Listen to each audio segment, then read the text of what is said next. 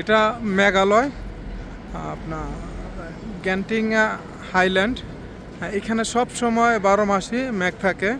যে কুয়াশা মতন ঘোলা দেখতেছে এগুলো সবই মেঘ। এখান থেকে কিছুটা নিচে নামলে আর কোনো মেঘ নাই, নিচে আবার প্রচণ্ড গরম। এখানে বেশিরভাগ মানুষই দেখুন গরমে শীতের জামা নিয়ে আসছে।